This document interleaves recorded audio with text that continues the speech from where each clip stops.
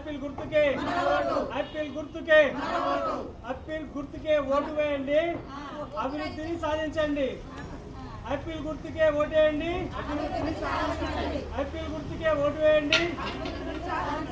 ఒగ్గు రజిత గారి యాపిల్ గుర్తుకే గుర్తుకే యాపిల్ గుర్తుకే యాపిల్ గుర్తుకే గుర్తుల గుర్తుంచుకో గుర్తుల గుర్తుంచుకో యాపిల్ గుర్తుకే యాపిల్ గుర్తుకే యాపిల్.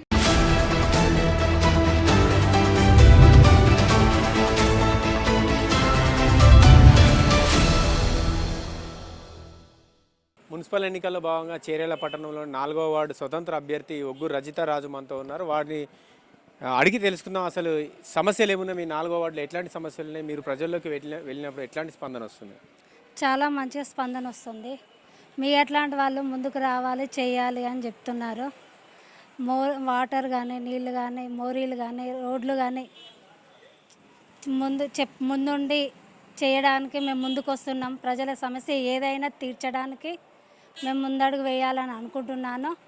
ప్రచారంలోకి వెళ్ళిన ప్రధానంగా పబ్లిక్ ఏం చెప్తున్నారు, సమస్యలు ఏమున్నాయి, ఎట్లాంటి సమస్యలు? రోడ్లు కావాలి, నీళ్ళ సమస్య అని చెప్తున్నారు, మోరీ సమస్య అని చెప్తున్నారు, వర్షం వస్తే నీళ్ళన్నీ ఆగుతున్నాయని చెప్తున్నారు. అభివృద్ధి చేయడానికే ముందుకు వస్తున్నా.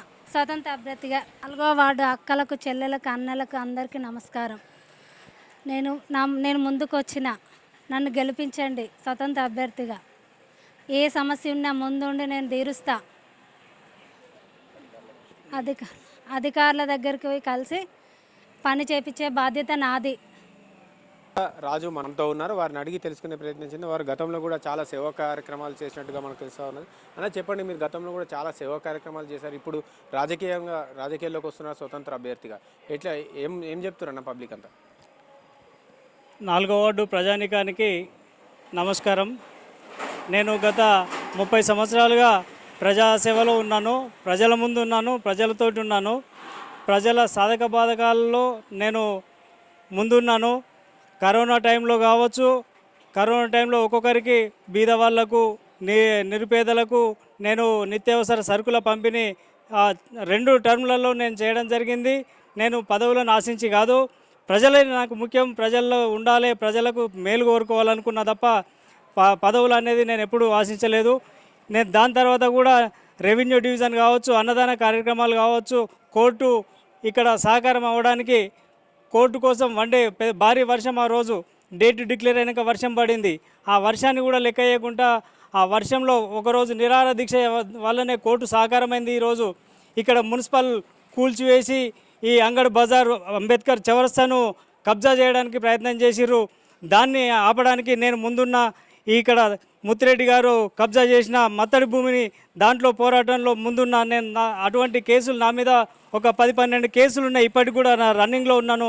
నేను ప్రజలతో ఉన్నాను, ప్రజల బాగోగుల కొరకే తప్ప నా సొంత ఆశయం కొరకు కాదు. ప్రజల ఆశయాలు నెరవేర్చడానికి. మరి అన్న, మీరు ఇన్నేళ్ళ నుంచి ఉంటారు ప్రజాసేవలలో, మరి మన వార్డులోనే ఉంటారు కదా, మీరు మా వార్డులో ఒకసారి మీరు అవకాశం, మేమందరం కావాలనుకుంటున్నాం, నీ అటువంటి నాయకుడు కావాలని చెప్పేసి కొంతమంది మేధావులు నన్ను ప్రోత్సహించడం జరిగింది. దాని దిశగా నేను ఈ వార్డులో నామినేషన్ వేసి ఇండిపెండెంట్గా మరి ముందుకు రావడం జరుగుతుంది. జనంలో కూడా అశేషమైన ప్రజాదరణ ఉంది. మరి ఇండిపెండెంట్గా మీరు వస్తుండ్రు, మేము సహకరిస్తాం, మీకు ఓట్లేసి గెలిపిస్తాం, మీరు మీ వర్త్ ఏందో మాకు తెలుసు అని చెప్పేసి ప్రతి ఒక్కరు కూడా అప్రిషియేట్ చేస్తున్న పరిస్థితులు ఉన్నాయి. నేను ఈ మాటను కూడా నిలబెట్టుకొని మరి రాబోయే 5 సంవత్సరాల్లో ప్రభుత్వంతో కొట్లాడి ప్రధానమైన సమస్యలు ఈ వార్డులో వర్షం వస్తే సోషల్ వెల్ఫేర్ దగ్గర నుంచి, ఎంఆర్ఓ ఆఫీస్ దగ్గర నుంచి, మరి ఇక్కడ ఔషర్ల గల్లీ, ఇటు నాయకపల్ల గల్లీ, border 3rd ward 4th ward border దాకా పెద్ద బురద ఉంటుంది. మీరు మామూలుగా వెళ్ళి చూసినా కనిపిస్తుంది. నీళ్ళని అక్కడ డ్రైనేజ్ నీళ్ళు ఆగిపోతాయి, దాన్ని అక్కడికి ఫార్వర్డ్ చేయలేదు. ఈ 5 ఏళ్ల కాలంలో కూడా గత పాలకులు ఏం చేయలేదు ఈ వార్డులో. మరి బాలాజీ చాయిస్ దగ్గర నుంచి పెద్ద హై స్కూల్ వరకు కూడా రోడ్డు అధ్వానమైన పరిస్థితి ఉంది. దాన్ని అసలు పట్టించుకోలే. అసలు కాలినడక నడితే కూడా చివరి వరకు నడవలేని పరిస్థితి ఉంటుంది. మరి వెహికల్ల సంగతి దేవుడు ఎరుగు. అటువంటివి కూడా నేను ప్రభుత్వంతో మాట్లాడి ఇవన్నీ కంప్లీట్ అయ్యేంత వరకు కూడా నేను ప్రభుత్వంతో పోరాటం చేస్తే అవసరమైతే నిరాహార దీక్షలకు మొదలు పెడతా.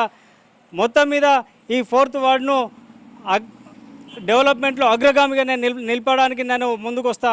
నేను ఈ దిశగా నేను ముందుకు అడుగులేయడానికి ఈ ప్రజల సహకారంతో నేను ముందుకు వస్తానని తెలియజేస్తున్నాను.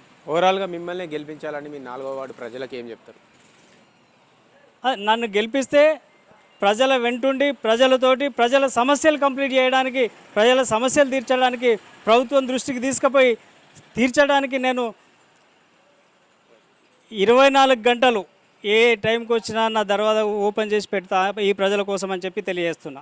స్వతంత్ర అభ్యర్థిగా మరి ఒగ్గు రజిత మా మిస్సెస్ మాకు వచ్చింది హ్యాపీల్ గుర్తు 4వ నంబరు. మరి 4th వార్డు ప్రజలందరూ హ్యాపీల్ గుర్తు మీద ఓటేసి అత్యధిక మెజార్టీతో నన్ను గెలిపించాలి. ఈ వార్డు అభివృద్ధి కోసం మీ సహకారం నాకు అవసరం అని చెప్పేసి ప్రజలను వేడుకుంటున్నా. గతంలో నేను చేసిన సేవా కార్యక్రమాలు కావచ్చు, చేర్యాల డివిజన్ కావాలని చెప్పి ఒకరోజు నిరాహార దీక్ష కావచ్చు, అట్లాగే వార్డులో ఉన్న పలు సమస్యలపై గతంలో కూడా చాలా పోరాటాలు చేశాను. ఆ పోరాటాల్లో భాగంగానే ఈరోజు వార్డు ప్రజలందరూ కూడా నన్ను కోరుకుంటా ఉన్నారు.